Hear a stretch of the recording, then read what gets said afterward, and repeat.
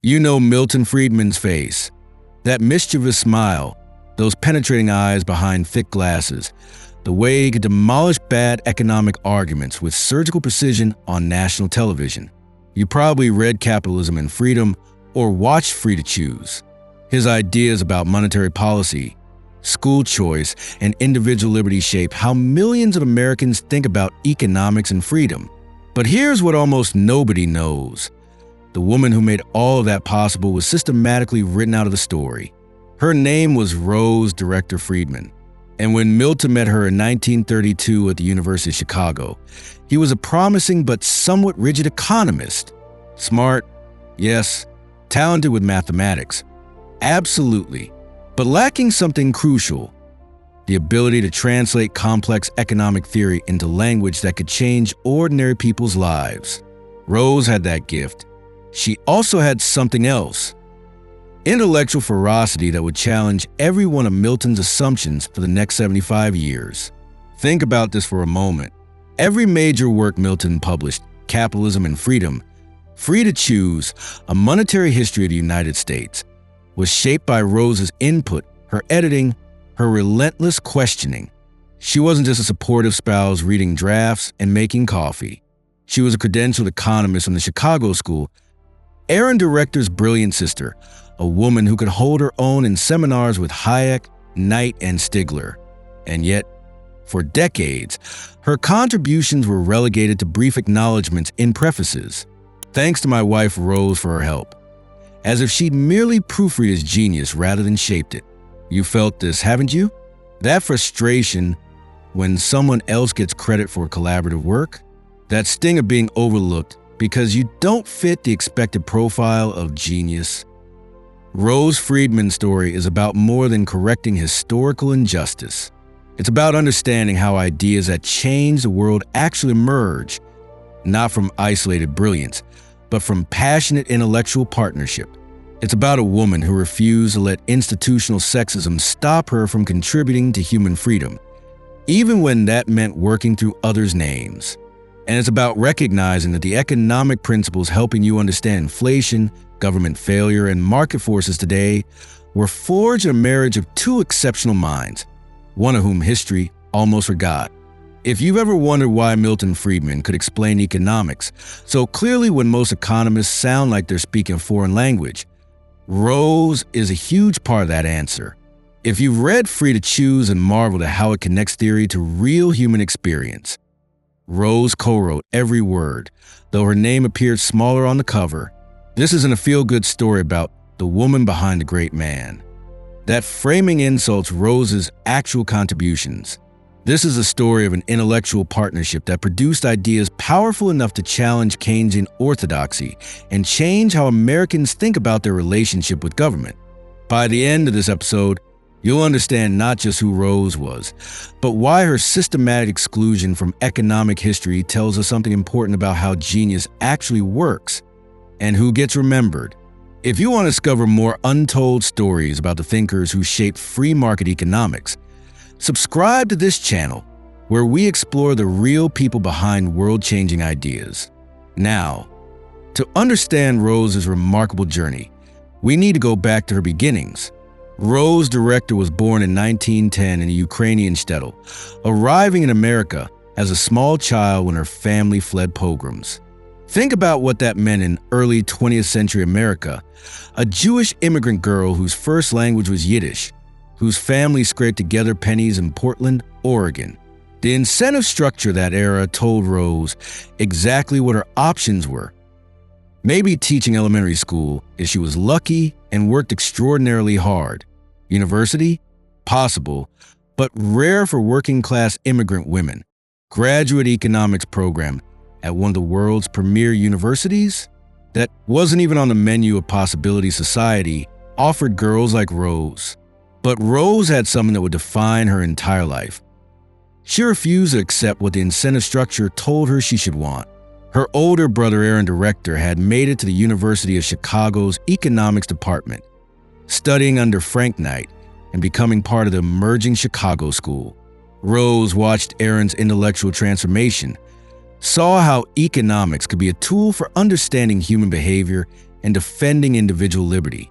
She wanted that for herself. Here's what fascinates me about this moment.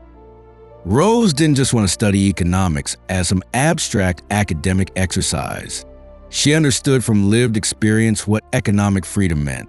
Her family had escaped tyranny. They'd built a small business in America despite discrimination and language barriers. Rose had watched markets work, had seen firsthand how voluntary exchange created prosperity where government diktat created misery. So in 1931, at age 21, Rose Director enrolled in the University of Chicago's economics graduate program, the only woman in most of her seminars, the immigrant girl among the sons of American privilege, the person many professors assumed was there to find a husband rather than master economic theory. She proved them devastatingly wrong. Rose excelled at Chicago. She absorbed Knight's philosophy, engaged with the emerging debates about monetary policy, studied economic history with rigor. But she also developed something her peers often lacked: the ability to ask the question that exposed fuzzy thinking. That skill, the relentless, but wait, what does that actually mean, will become her signature intellectual contribution. Notice what the incentive structure was doing here. Academia in the 1930s was openly hostile to women in economics. Journal editors didn't take female authors seriously. Faculty positions went to men regardless of merit. The entire system was designed to channel talented women, like Rose, away from professional economics and toward supporting roles. And yet Rose persisted. Why? Because she understood something crucial that would later become a cornerstone of Friedman economics. People respond to the actual constraints and opportunities they face, not to what others think they should want. Society said, women don't become economists. Rose said, watch me. Then, in 1932, she met Milton Friedman. He was a fellow graduate student, brilliant with mathematics, passionate about economic theory, ambitious and confident. They were introduced at a graduate student gathering. Milton was immediately struck by Rose's intellectual intensity, the way she could cut through bad arguments with precision. But here's what Milton himself later acknowledged.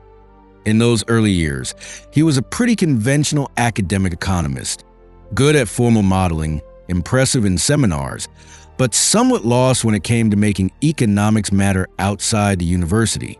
His writing was dense. His explanations assumed too much prior knowledge. He could win debates with other economists, but struggled to connect theory to how ordinary people experience the economy. Rose was his opposite in this regard. She could take complex concepts and find the analogy that made them click. She could spot when theoretical elegance was hiding practical absurdity. She asked the questions that force you to explain your thinking in plain language. And if you couldn't, she assumed the thinking itself was probably muddled. Milton fell in love, not just with Rose, a woman, but with Rose, the intellectual partner who would spend the next 7 decades challenging him to be clearer, sharper, and more connected to reality. They married in 1938, and that's when the real story begins. The story of how two brilliant economists became one of history's most important intellectual partnerships. Let's look at what happened next. After Rose and Milton married, institutional economics tried very hard to pretend Rose Director Friedman didn't exist as an economist. The pattern was immediate and consistent. When Milton got academic positions, first at Wisconsin, then at Columbia, eventually back at Chicago, universities had explicit anti-nepotism rules preventing wives from holding positions in the same department. These rules, supposedly neutral, had a predictable effect. They forced accomplished women economists out of profession while their husbands advanced. Rose, who had completed all requirements for a PhD except her dissertation, found herself systematically shut out of formal academic economics. No faculty position, no research appointments, no pathway to publish independently in the major journals of the era. Think about the incentive structure this created. Rose could abandon economics entirely, the path most women in her position chose. She could become a professional housewife, support Milton's career from the sidelines, Maybe teach occasionally at women's colleges if opportunities arose. Or she could find another way to do economics. Rose chose the third path. She became an informal but crucial member of the Chicago School, attending seminars, participating in debates, reading drafts, challenging arguments. The economists who actually knew her, Hayek, Stigler, Alan Wallace, recognized her contributions, but the formal record of profession had no category for intellectual partner who shapes ideas but doesn't publish independently. You know what this reminds me of? It's like the contemporary frustration so many Americans feel when they can see obvious solutions to problems, but the institutional structure prevents those solutions from being implemented. Rose could see bad economic reasoning. She could identify where arguments needed strengthening. She could translate theory into accessible language.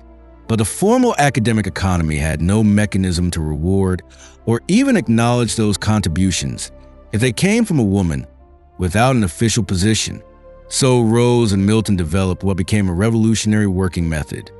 True intellectual collaboration, where ideas were jointly developed, jointly refined, jointly defended, even if only one name went on the published work. Here's how it actually worked, based on what both of them later described. Milton would develop a theoretical argument. Rose would interrogate it relentlessly. What does this mean in practice? How would you explain this to my uncle who runs a grocery store? What about this obvious objection? Milton would revise. Rose would push harder. They'd debate through dinner, during walks, late into the night. The arguments that survived Rose's scrutiny became stronger. The explanations that could satisfy Rose's demand for clarity became accessible to non-economists. The theories that Rose couldn't poke holes in turned out to be the ones with real staying power. Milton Friedman himself acknowledged this explicitly in later years.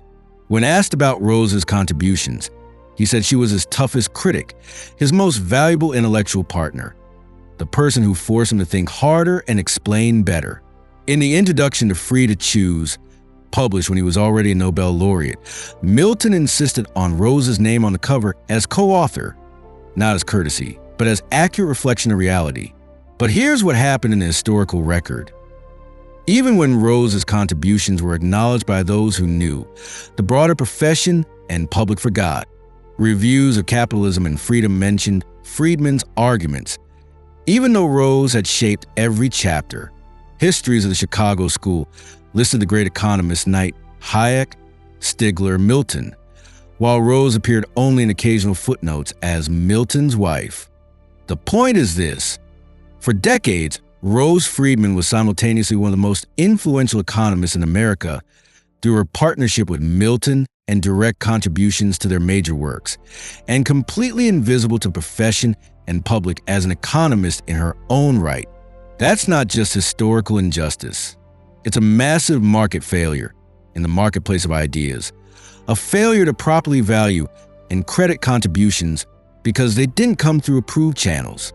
If this story of intellectual partnership despite institutional barriers resonates with you, hit like so more people discover Rose Friedman's real contributions to the ideas that defend freedom. Now, here's where things get truly fascinating. In 1980, something unprecedented happened. Rose Director Friedman's name appeared on the cover of a book that would reach millions of Americans and change the national conversation about economics and freedom. Free to Choose, co-authored explicitly by Milton and Rose Friedman, became a massive bestseller and the basis for a PBS television series that reached audiences far beyond what any academic economics work had ever achieved. But here's what you need to understand. This wasn't Rose finally being included in Milton's work out of generosity.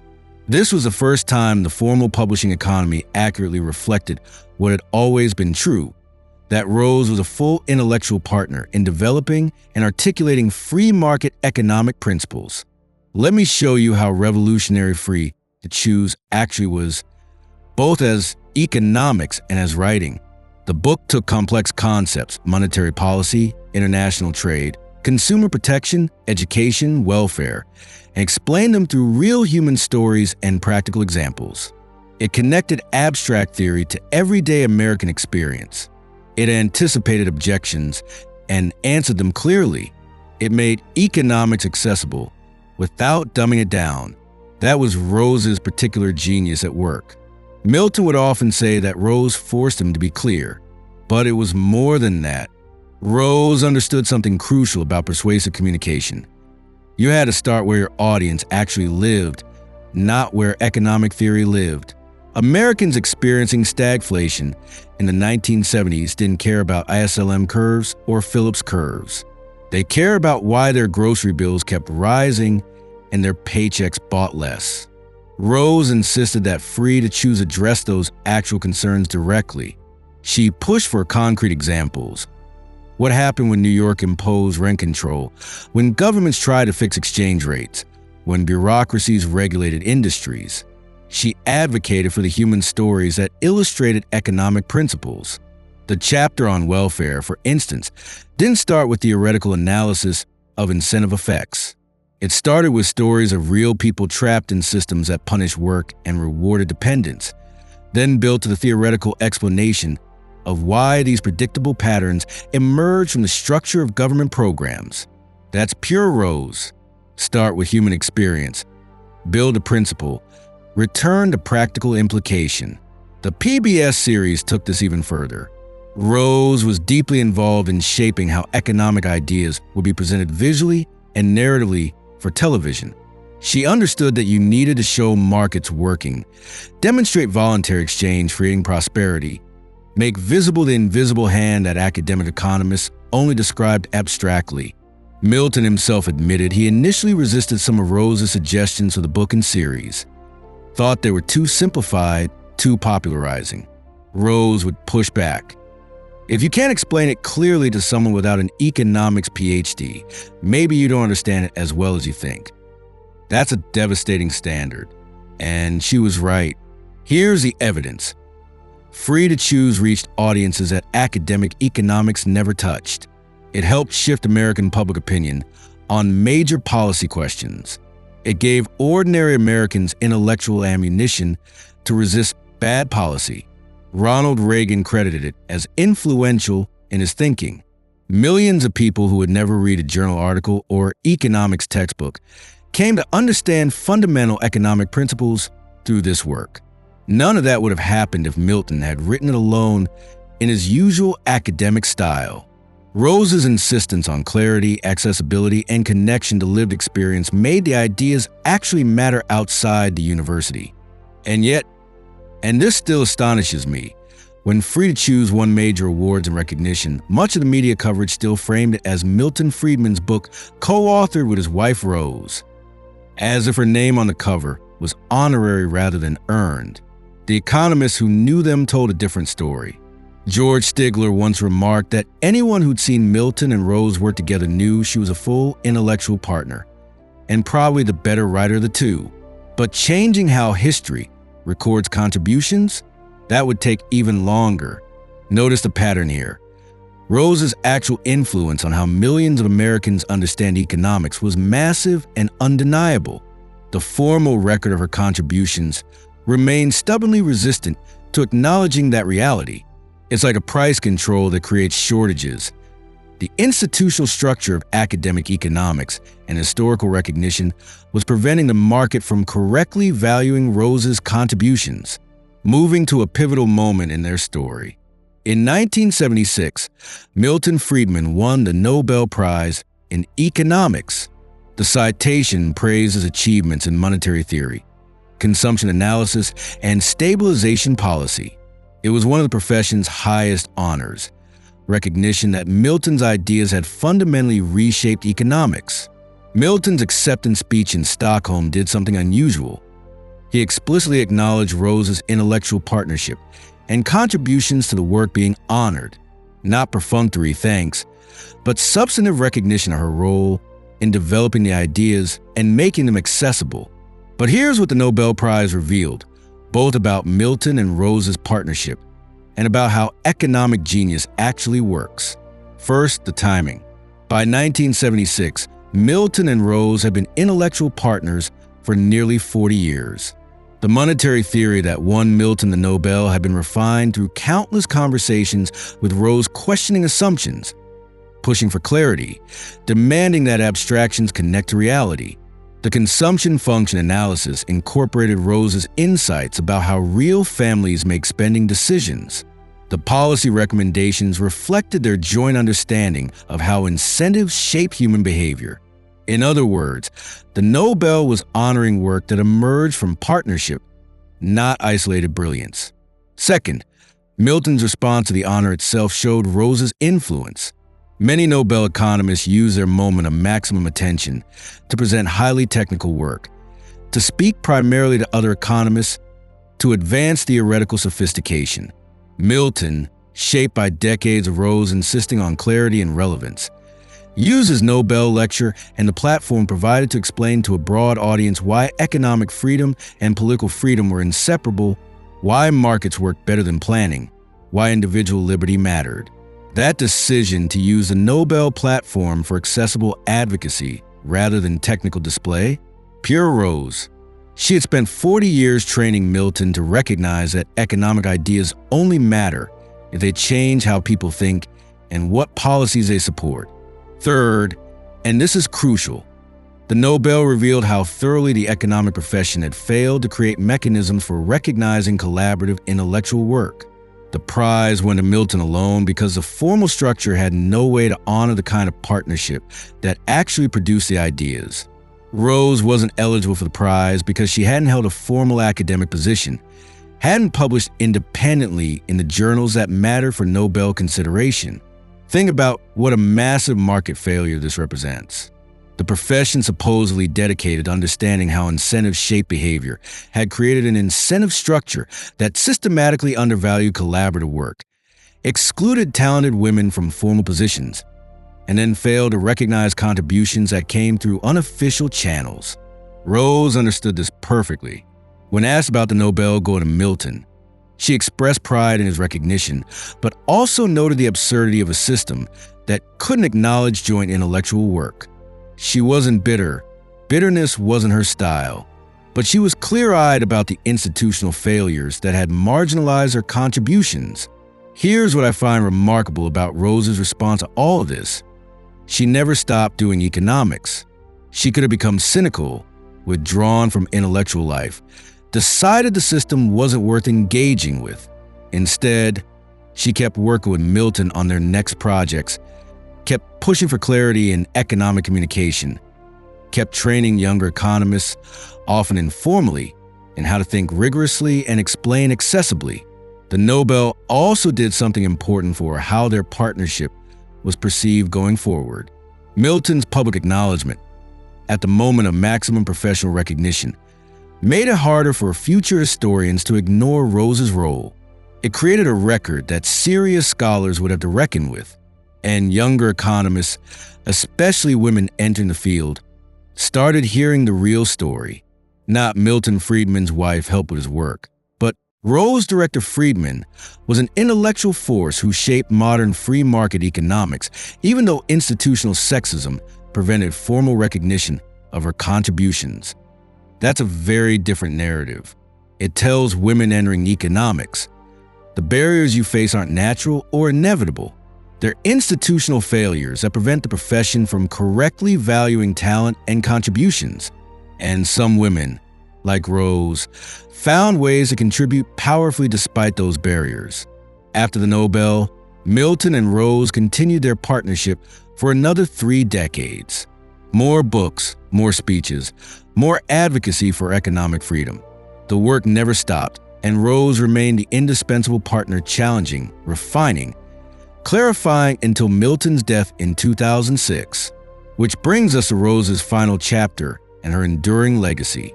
Rose Director Friedman died in 2009 at age 98, having outlived Milton by 3 years. In the obituaries and retrospectives, something remarkable happened. For the first time, many publications led with Rose's own achievements rather than framing her primarily as Milton Friedman's wife. The New York Times obituary called her an economist and author in her own right. The Wall Street Journal described her as an intellectual force behind the modern free market movement. Economists who'd known the Friedmans told stories emphasizing Rose's independent brilliance and her crucial role in making complex ideas accessible. Something had shifted. The historical record was slowly, grudgingly beginning to acknowledge what those who knew Rose had always understood. She was a major figure in 20th century economics whose contributions had been systematically minimized by institutional structures that couldn't accommodate intellectual partnership between a husband and wife.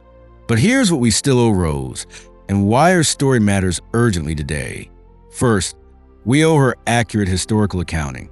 When we teach Milton Friedman's ideas, when we cite Capitalism and Freedom or Free to Choose, when we explain monetary theory or the case for educational vouchers, we need to acknowledge Rose's substantive intellectual contributions to developing and articulating those ideas, not as courtesy, but as accuracy.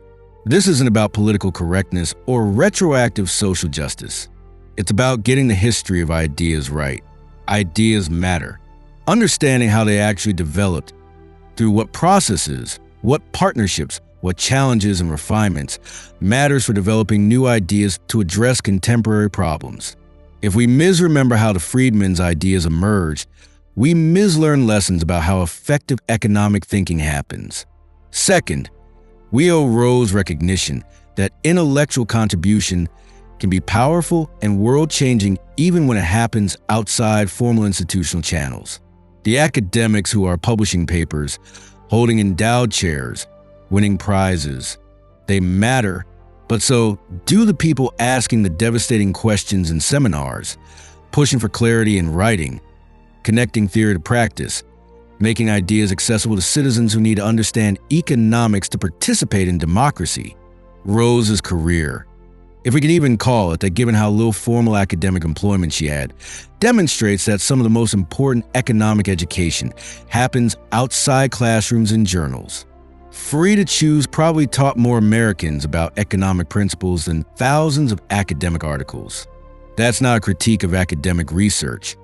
It's recognition that multiple kinds of contribution matter. Third, Rose's story reveals something crucial about how we should think about genius and achievement.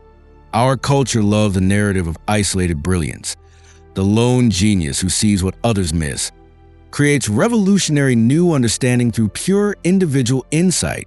It's a compelling story, but it's often wrong. The reality is that most important intellectual achievements emerge from collaboration, debate, refinement through criticism and questioning. Rose and Milton's partnership exemplifies this. Neither would have had the impact they did without the other. Milton's theoretical brilliance needed Rose's insistence on clarity and relevance. Rose's gifts for communication and practical application needed Milton's rigor and systematic theory. Real genius is often partnership.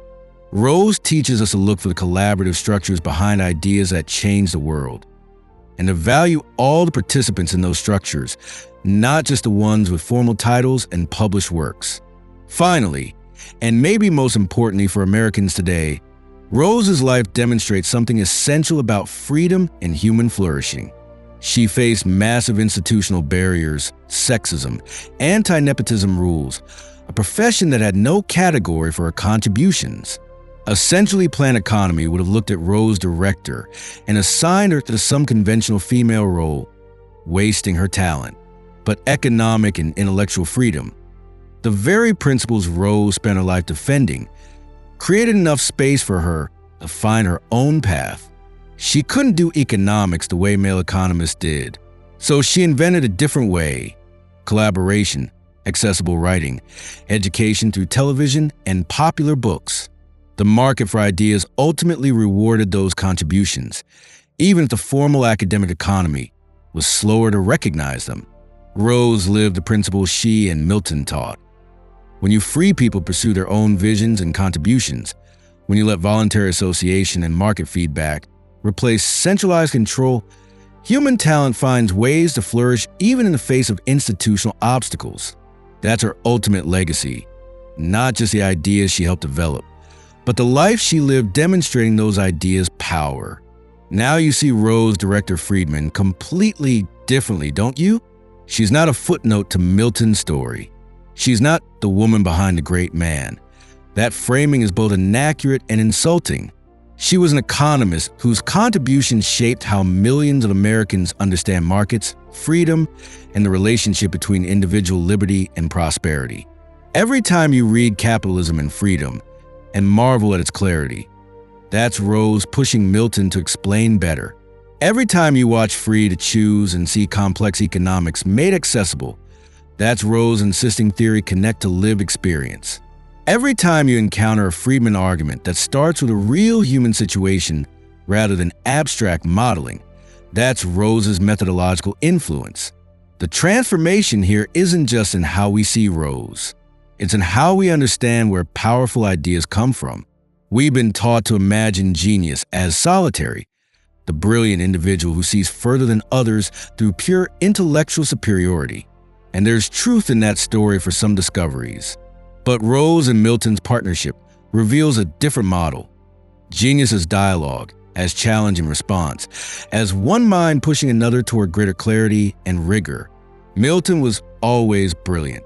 But the Milton Friedman who changed American economics and policy, the one who could debate on television, write best-selling books, connect theory practice, that Milton was shaped profoundly by 75 years of intellectual partnership with Rose. And Rose? She was systematically denied the formal academic career her talent deserved. Anti-nepotism rules, journal editors who dismissed women authors, a profession that had no mechanism to recognize collaborative work. All of it conspired to push her out of formal economics. But Rose didn't let institutional failure stop her from doing economics. She found another way. She became the most influential economist who never held a tenure-track position, who never published a solo journal article in the top journals, who never won a Nobel Prize. The irony is beautiful and terrible at once. Rose spent her life defending free markets and criticizing government planning, while experiencing firsthand how institutional rigidity and prejudice can waste human talent. She lived the problem she analyzed, and she proved that even systematic barriers can't completely suppress genuine talent and passionate commitment. Markets eventually recognize value even when institutions fail to. That's the synthesis. Rose Director Friedman was a major economist whose contributions to 20th century free market thinking have been dramatically under-recognized, and whose life demonstrates both the power of economic freedom and the cost of institutional failure to adapt to talent that doesn't fit conventional patterns. So what does this mean for you? From now on, when you encounter Friedman's work, when you read their books, cite their arguments, teach their ideas, remember to acknowledge both names, not as political gesture, but as historical accuracy. Rose Director Friedman co-developed these concepts. Say her name when you see collaborative intellectual work. Look deeper before assuming one partner is merely supportive while the other does the real thinking. Our culture's bias toward crediting formal institutional positions often blinds us to contributions from people working outside official structures. Rose teaches us to be more discerning, more curious about how ideas actually develop. If you're a woman in economics or any field where institutional barriers still exist, and let's be honest, they do, Rose's story offers a complex lesson. She succeeded in making enormous contributions despite systematic exclusion from formal positions. That's inspiring. But she also experienced real injustice. Her talent should have been recognized fully during her lifetime. She deserved the academic positions and formal recognition that went to less talented men. So the lesson isn't just work hard and barriers don't matter. That's too simple and dismissive of real obstacles. The lesson is more nuanced. When institutions fail to recognize your contributions through official channels, you can still find ways to contribute meaningfully. The market for ideas is bigger than academia. And ultimately, if your contributions have real value, they'll be recognized, though perhaps later than justice would dictate. In the coming weeks, pay attention to how economic ideas are attributed, who gets credit, whose contributions are acknowledged, who's relegated to footnotes despite substantive intellectual work. Rose's story trains us to see the patterns of recognition and erasure that shape how we understand the history of ideas. And when you doubt whether your own contributions matter, remember Rose. Find your intellectual partners. Push for clarity. Connect theory to practice. The work matters more than the formal recognition, though you deserve both. There's a phrase from Rose Friedman I can't forget. Near the end of her life, when asked about her decades of intellectual partnership with Milton despite lack of formal recognition, she said, "The ideas mattered more than whose name was on them. We were trying to defend freedom, not build academic reputations." Do you feel the weight of that truth? Do you recognize how it changes everything about how we should evaluate success and contribution? Imagine your life 6 months after embracing Rose's model. Intellectual partnership, commitment to clarity, focus on ideas that matter rather than formal recognition. You won't be perfect. Rose herself would laugh at the idea of perfection, but you'll be more focused on substance than status, more committed to making your ideas accessible and impressive, more willing to collaborate genuinely rather than compete for individual credit. You'll see Rose's influence everywhere. In the economic principles that help you understand inflation and government failure, in the accessible explanations that make complex ideas comprehensible, in the defense of individual liberty grounded in both theory and practice. This channel exists to discover together the real stories of thinkers like Rose, Director Friedman, people whose contributions to defending freedom have been overlooked, marginalized, or forgotten because they didn't fit conventional patterns of academic success. Subscribe if you want to continue this journey of recovering hidden intellectual history. In the next video, we'll discover the fierce debate between Friedman and Hayek on monetary policy, where these giants of free market economics fundamentally disagreed, and why it still matters for understanding sound money today. See you there. And meanwhile, may Rose's commitment to clarity and truth guide your own thinking about economics and freedom.